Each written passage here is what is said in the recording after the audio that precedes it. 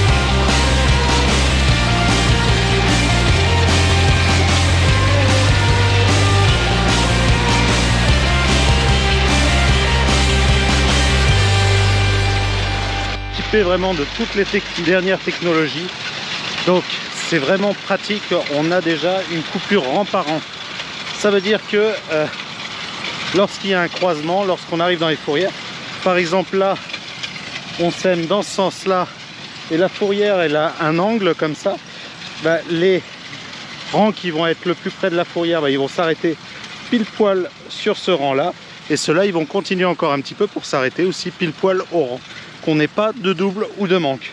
Donc ça c'est vraiment très appréciable parce que on économise de la semence. Et puis deuxièmement, au moment de la récolte, on se retrouve pas avec plein de rangs dans tous les sens. Donc ça c'est la première chose. Deuxième chose, le tracteur est équipé de GPS, d'un GPS RTK. Donc c'est semé à 50 cm, exactement à la bonne place.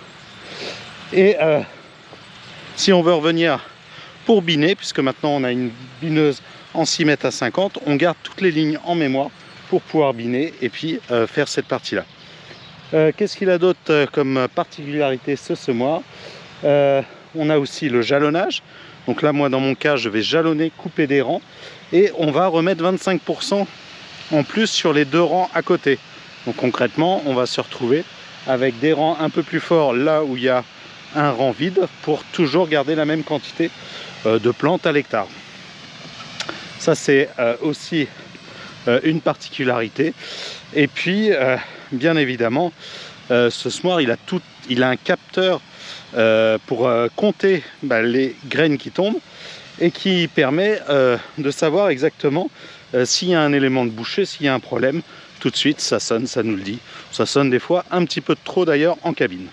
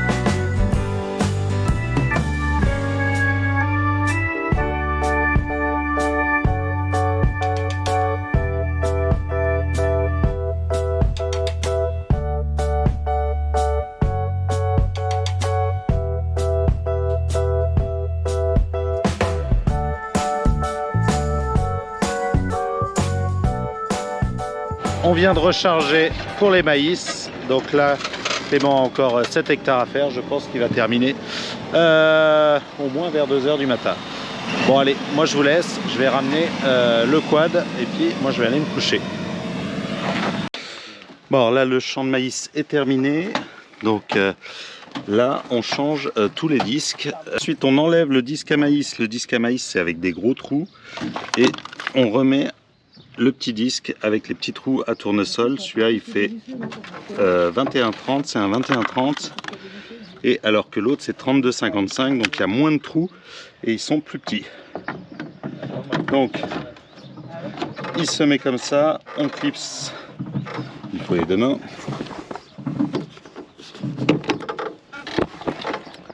on clipse ici le clipse et on remet la bonne roulette qui correspond au trou, au nombre de trous ici. Donc là c'est la jaune pour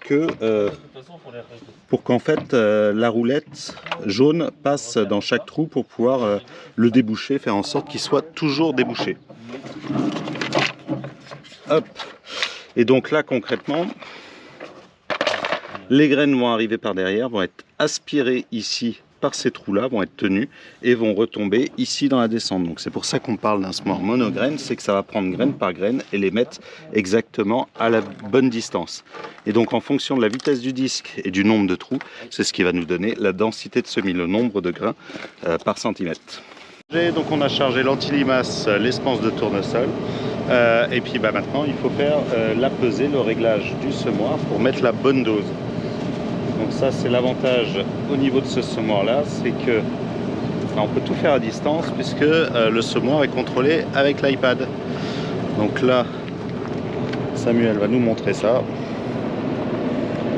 Donc là tu te mets dessus sur le microgramme. Je me mets sur les microgranulateur. J'ai rentré qu'on voulait mettre 4 kg. Ouais. On va faire l'application du test sur le rang 1. Voilà, ok. Et donc maintenant, on va appliquer. Donc il faut qu'on ait au minimum 9000 impulsions. Ok. Donc 9000 entre 7 et 9000 impulsions. Plus on va avoir d'impulsions, plus on va être précis. Ouais, plus il aura tourné, voilà. Puisque là, il va essayer de mettre un poids par nombre de tours, en fait, par impulsion. Ça, on va le fermer, ce sera mieux. Donc là, il faut rester un petit moment. Oui, donc comme c'est de l'anti-limace, ça tourne tout doucement. Donc, Il faut les d'en bas, Et tu marques le poids, donc 0,75. Et ben parfait. là on est bon. Donc là, c'est réglé. Il te donne la plage de vitesse, non? Non, là-dessus, il n'y a pas de plage de vitesse sur celui-là. Ok. Donc tu vois, il a calculé que pour 1 kg, il faut 12 000 impulsions. Et il faut 126 000 impulsions. 166 Voilà. impulsions, ok. Pour 1 kg. D'accord. Donc il a modifié ce paramètre-là. Et là maintenant, on va mettre le semoir en route et on va faire la même chose pour le... Alors c'est pas tout à fait la même chose. Là, c'est un nombre de graines, donc on s'en fiche du poids. Voilà, là c'est pour savoir le nombre de doubles, le nombre de manques et comment régler les sélecteurs. Voilà, on va régler, les sélecteurs. Ouais, on va régler l'élément pour qu'il ne fasse pas de double et pas de manque. Voilà.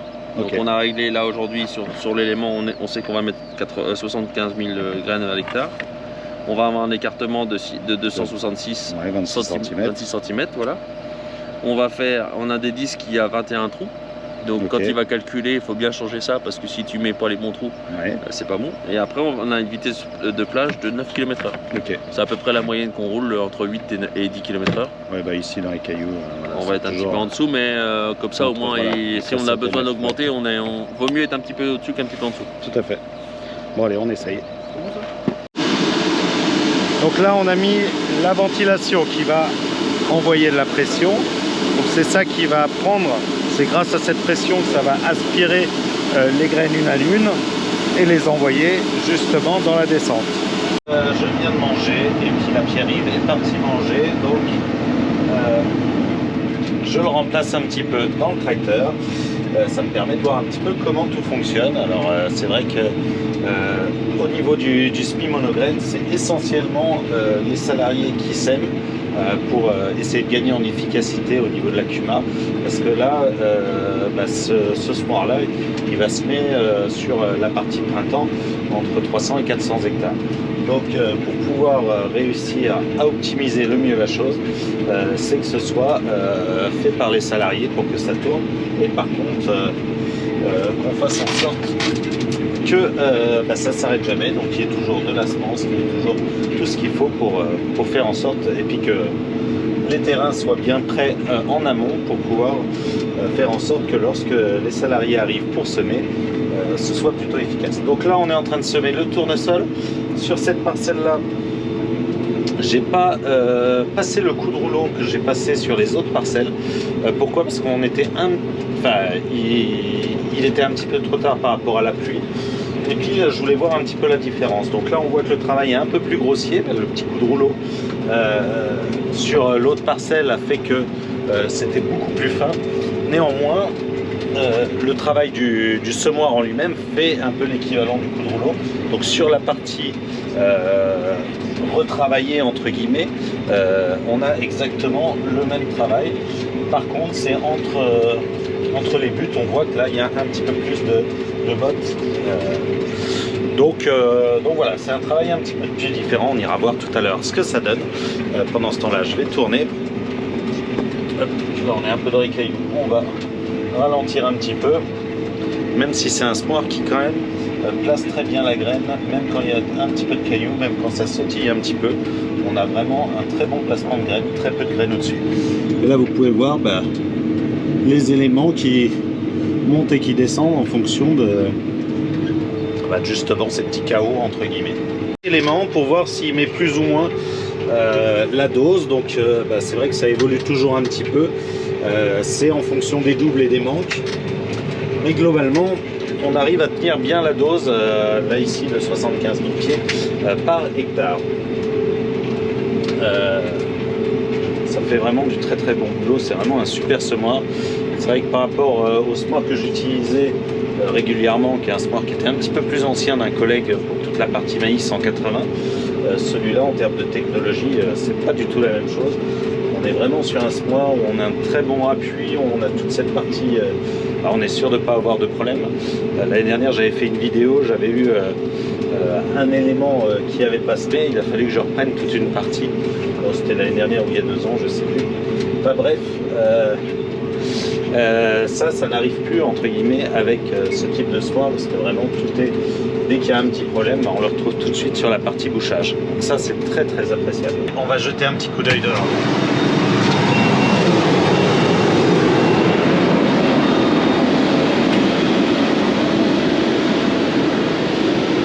Alors voilà ce que ça donne. Là, c'est dans une zone limon caillou. Et voilà notre lit de semence, donc plutôt de la terre fine, plutôt de la fraîcheur. Et ben, je tombe tout de suite sur une graine, vous voyez, qui a un peu plus de 2-3 cm. Donc il devrait y en avoir une pas loin par ici.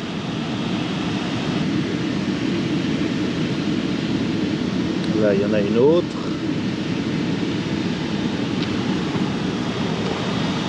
Donc là, la qualité de semis est vraiment super. Je suis très content, même dans les cailloux. On voit pas de graines sur le dessus. Donc ça, c'est plutôt bien.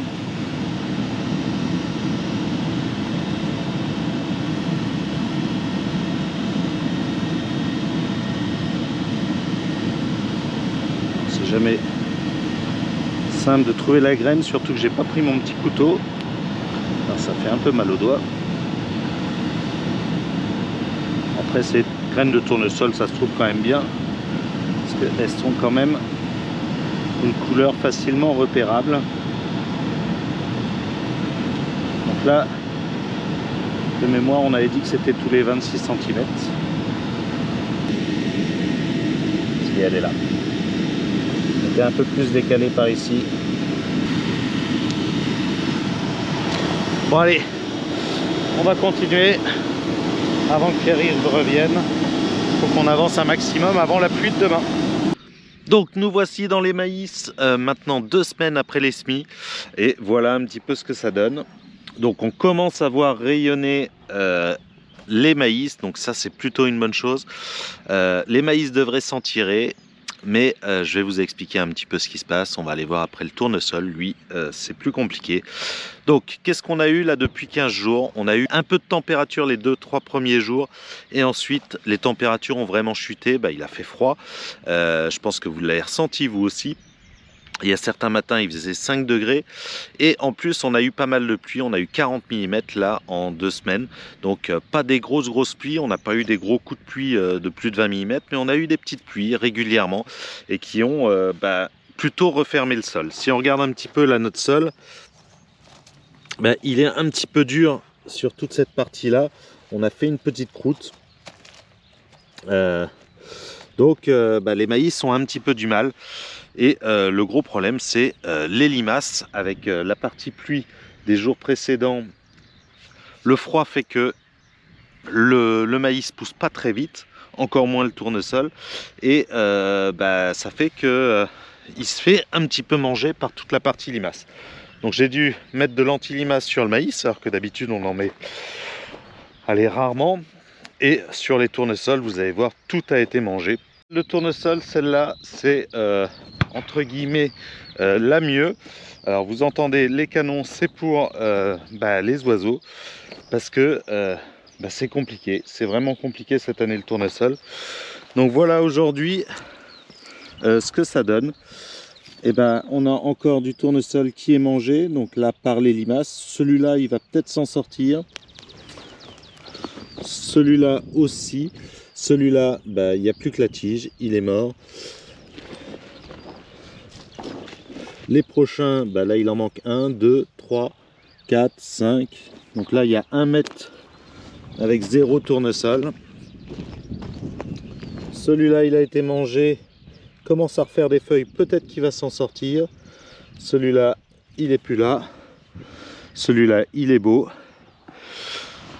Voilà en gros, quand on fait les comptages, sur cette parcelle-là, j'en ai environ 3 par mètre carré, mais avec des places où il n'y en a plus du tout. Et puis quand je fais des comptages sur l'autre parcelle, on est plutôt à même pas 1 au mètre carré. La différence entre les deux, dans cette parcelle, c'est celle où on n'avait pas roulé, où c'était un peu moins fin. Et c'est mieux. C'est mieux parce que ça s'est moins refermé vis-à-vis de toutes les pluies qu'on a eues. Mais c'est surtout qu'on a eu une explosion de limaces. Et il y en a toujours des limaces Ah bah là voilà, il y en a une qui doit être par ici parce qu'on voit de la bave. Bah, elle est à côté. J'espère qu'elle a mangé le petit grain d'antilimace et que justement elle va arrêter de nous embêter. Mais aujourd'hui on a beaucoup de limaces et le tournesol il n'est pas poussant, il n'arrive pas à sortir. Donc il va falloir ressemer. Il va falloir ressemer tout le tournesol. Donc à partir de demain on va ressemer. Et la deuxième chose, c'est les oiseaux. Il y a pas mal de pigeons qui viennent. Et ça, on a mis des pétards, mais ça suffit pas. Donc faut que je réussisse à trouver des moyens pour pouvoir les effaroucher pour ce deuxième semis. Si vous êtes partant pour me faire des épouvantails, je veux bien faire un concours d'épouvantails. Je sais pas comment faire, donc voilà, je vous mets dans le lien de la description, je vous mets le point GPS de cette parcelle. Si vous pouvez me faire des beaux épouvantails qui marchent, je fais gagner des casquettes à celui qui me fait... tous ceux qui me font un épouvantail, je leur renverrai des casquettes. Vous me mettez dans l'épouvantail votre nom et votre adresse, parce que je trouve ça vraiment extra. Enfin, il faut que je trouve des solutions pour pouvoir faire peur aux oiseaux. Je suis à Châtillon-Coligny, dans le Loiret, mais je vous mettrai le point GPS de la parcelle. Peut-être que ça marchera. Je sais franchement plus quoi faire. C'est vrai que c'est usant, tous ces oiseaux, toutes ces limaces. Donc là, on va remettre de l'anti-limace avant le semis pour essayer de tuer les dernières limaces, pour essayer de sauver le nouveau semis. Mais qui dit nouveau semis dit aussi nouveau prédateur avec les oiseaux, avec tout ça. Donc ça va être encore 15 jours, 3 semaines compliquées. Donc voilà. Voilà un petit peu les nouvelles des semis. Bon allez, moi je vous dis à samedi prochain pour une nouvelle vidéo. Et puis en attendant, portez-vous bien.